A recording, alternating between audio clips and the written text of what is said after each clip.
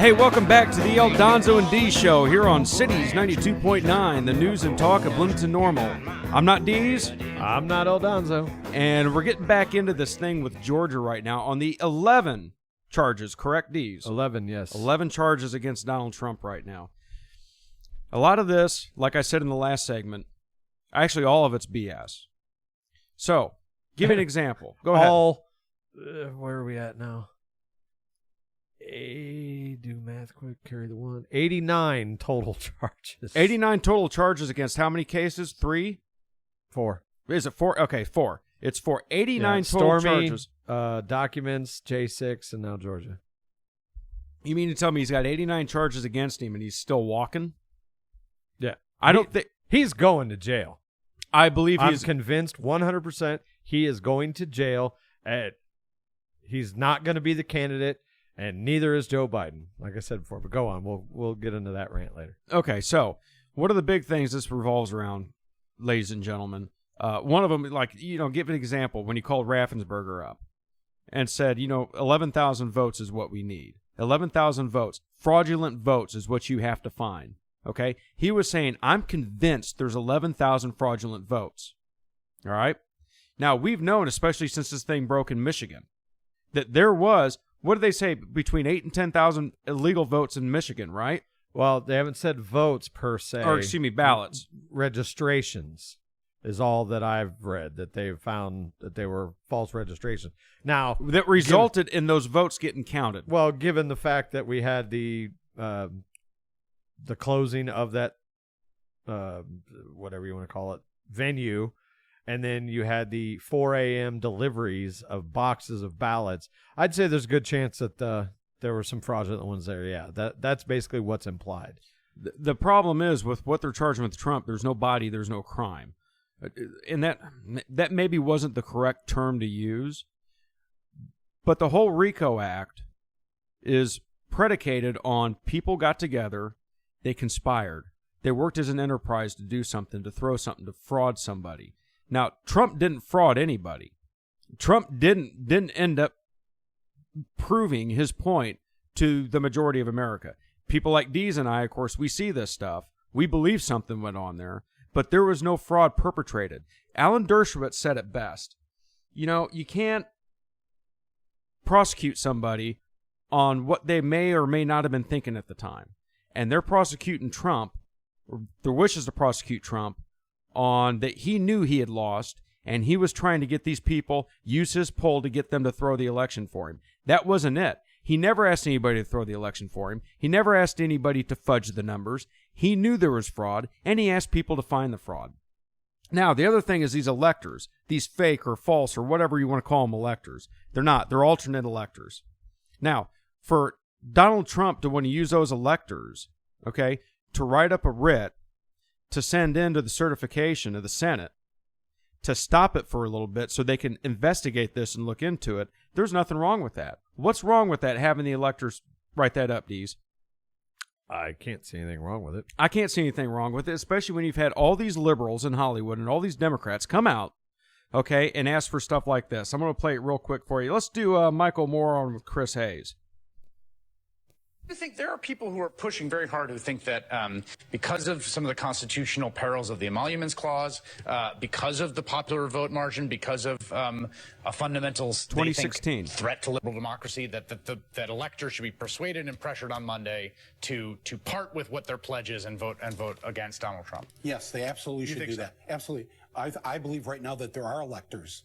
They only need 38 of them who have a conscience or who are worried about a man who won't attend the daily security briefings, who we now know Russia was trying to help get elected. I mean, can you imagine if you or I had been running? No, wait right there. Now, he says that. Michael Moore just said that we know Russia was trying to help get elected. That was BS. This is back in 2016, Dees. Yeah. This guy's still running on this. Okay?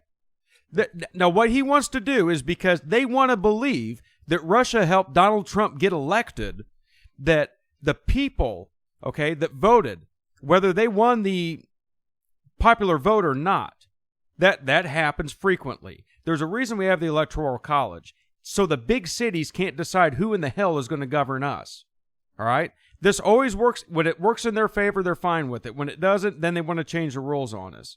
But what he's doing is asking the electors to not do what the public has voted for. Just because he doesn't like Donald Trump. I'll let it go on. For office, and they showed that the Iranians were somehow involved in helping you. What the hell? The Iranians?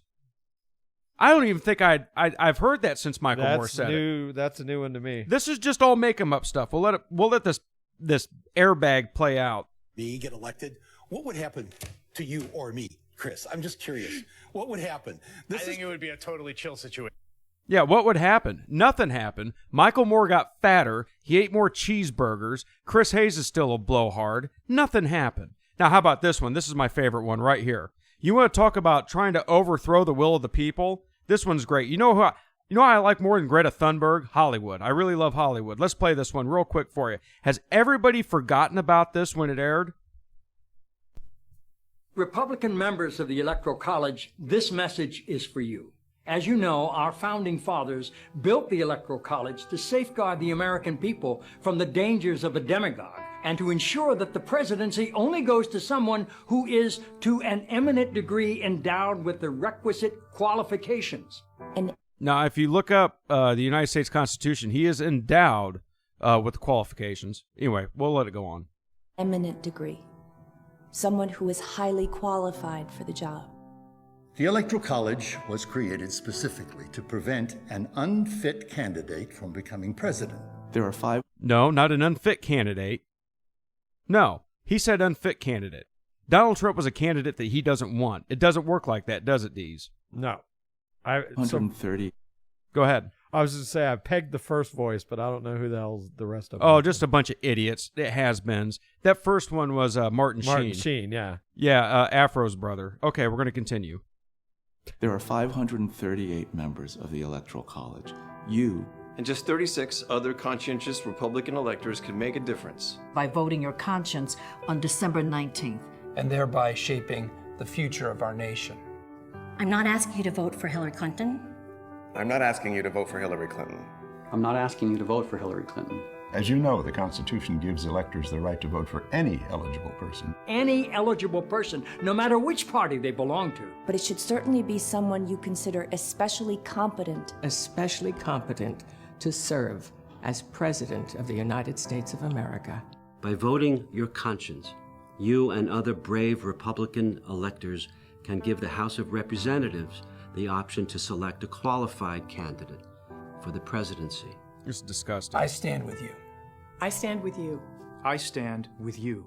I stand with you in support and solidarity with conservatives, independents, and liberals. And all citizens of the United States. Right there, I'm going to stop it. All citizens of the United States. Even though he was duly elected, you're going to tell me you stand with all citizens of the United States. You're calling on the electors to not do their job. Sounds to literally vaguely familiar. Whiz all over the people of the United States that voted for Donald Trump. Again, basically they were asking the electors to do what they are accusing Trump and the co-conspirators to do. Just wanted to be clear on Correct. that. And Hillary Clinton said the 2016 election was stolen by Russia. Where's her prosecution at? Where's her indictment? Stacey Abrams in Georgia still swear it up and down until just a few months ago, and I say that a few months ago because I haven't heard her stupid mouth since. I think she just said it again. Did she? Okay, again. Wasn't she on The View this week? And basically, she's always on The View. Every idiot's on The View. Basically said the same thing, that she still feels. Where's her indictment at? Where's Al Gore's indictment at? Al Gore is being addressed as the President of the United States 6 months after the hanging Chad thing in 2000. This is a double standard. This is what happens in third world countries. Yes, I hate to say it. I believe that they are going to jail Donald Trump over this. Yeah. And they're going to make a point to everybody. And do you really think it matters if Ron DeSantis gets in there? They're talking about, Glenn Youngkin trying to be that the GOP establishment wants to make him the dark horse in case DeSantis falters because Greg Youngkin could be the guy that could beat Trump. Greg Youngkin can't do squat. All right? Neither can Ron DeSantis at this point. DeSantis is still just plummeting. And I'm very interested to see what's going to come out after the debates. What, next week? Oh, I am too, absolutely. Because Ramaswamy, or whatever his name is, he's creeping up into second. Yeah. Ramaswamy's doing good, but I think Ramaswamy's in there because he's helping Trump. That's really what I think. Last week's Trump was at 53, DeSantis 16, Ramaswamy 11. Yeah. None of them got a hope in hell. All right? They know what they got to do. They need to get Donald Trump the hell out of there. They need to get him thrown in jail. They need to make something stick. We'll touch on it more when we come back on the El Donzo and D Show right here on Cities 92.9, the news and talk of Bloomington Normal. Hey, and we're back. The El Donzo and D Show on Cities 92.9, the news and talk of the Bloomington Normals. I'm the El Donzo. I'm Deez. And we're just being a little goofy. Well, I'm being goofy. Deez is pretty straight-laced, and I just kind of get out of my gourd a little bit sometimes, don't I? Speaking of out of their gourd, that, washed their server and bleached their bit and whatever and took hammers to their Blackberries. We're talking about Hillary Clinton weighed in on this on good old Rchel Madcow show. Did you happen to hear this? No. This is, I don't know, just disgusting because, first of all, Hillary is not a sincere person. She's a very evil person, okay? She's had a lot of people killed. She's probably killed a lot of people. Allegedly. Vince Foster, Seth Rich, the list goes on and on. But the way she laughs when she's asking, like, and then she gets real serious. It's like, no, don't BS me about this. Anyway, I'm going to play. She was on Rchel Madcow show, and of course, Madcow was asking her about what she thinks about the indictment. And it's roll clip. The country right now, people are wondering what Hillary Rodham Clinton is thinking. First of all, I'm going to cut in there real quick and just assure you that nobody gives a damn what Hillary Rodham Clinton's thinking. Deez, would you agree? I would certainly hope so. Okay, here we go. Let's get back to it. Watching things unfold in Georgia. She's the former Democratic presidential nominee, U.S. Senator from New York and Secretary of State. I should tell you, she has a new essay out in The Atlantic on the well-being of Americans and our democracy. It's called The Weaponization of Loneliness. Madam Secretary, fancy meeting you here. I can't believe this. Yeah, this is not the circumstances in which I expected to be talking to you. Nor me, Rachel. It's always good to talk to you, but honestly, I didn't think that it would be under these circumstances. Yet another set of indictments. This is something, this is becoming like a skill set. Like in the news business, you say like, oh, I've covered Olympics or I've covered a campaign. Now it's, those of us who've covered 4 indictments.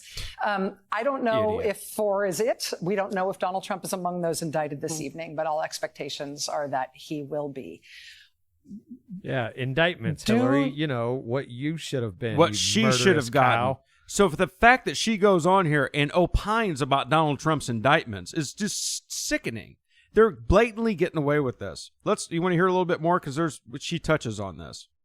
Not on that. You feel satisfaction in that? You warned the country, essentially, that he was going to try to end democracy, but most of the country didn't believe you. Well, it's hard to believe. I don't feel any satisfaction. I feel great.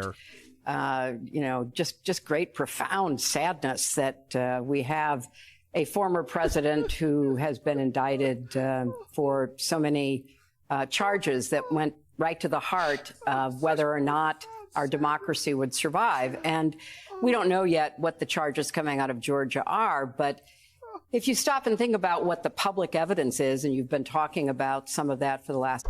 Public evidence? There's no public evidence of anything. This is make 'em up stuff.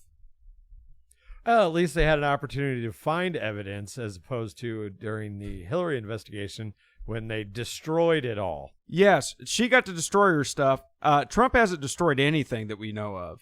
But she feels, oh dear loving, profound sadness. No, that is the best news that Hillary Clinton's ever gotten, is that there's an actual witch hunt, and they almost got him to the stake to burn him.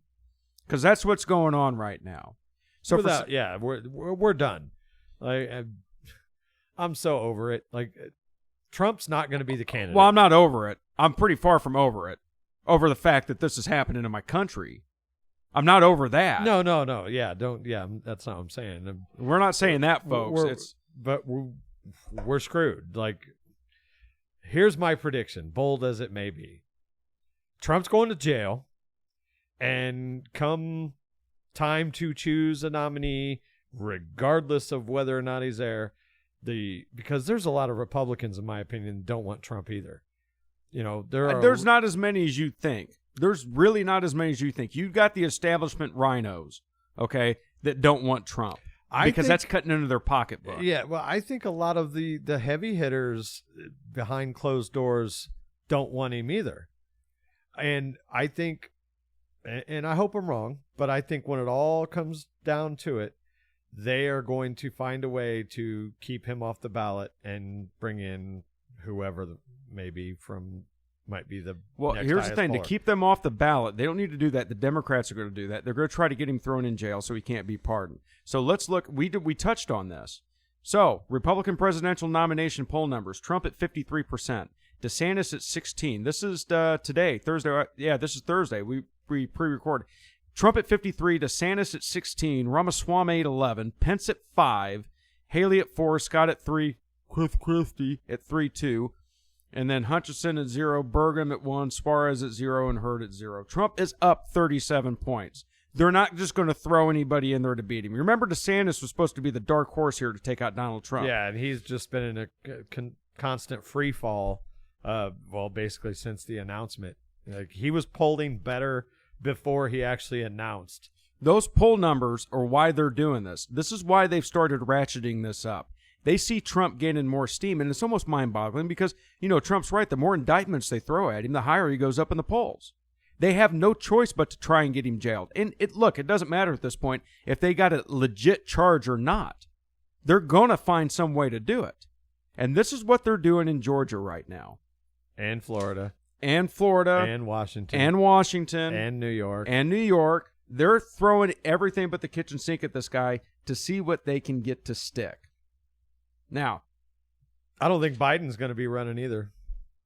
Part of my I got a funny feeling that they're going to get rid of Biden. The second half of my bold prediction is they're going to take care of Trump first, and then there's going to be some kind of last minute audible, whether it be by hook or crook. Most likely crook, because I don't know. My gut tells me that the libs are going to basically turn on him and just let this stuff blow wide open. Now, I did say that look at his poll numbers. This is why they want to get rid of him. I think that's a part of it. But honestly, I think they could fraud their way through this.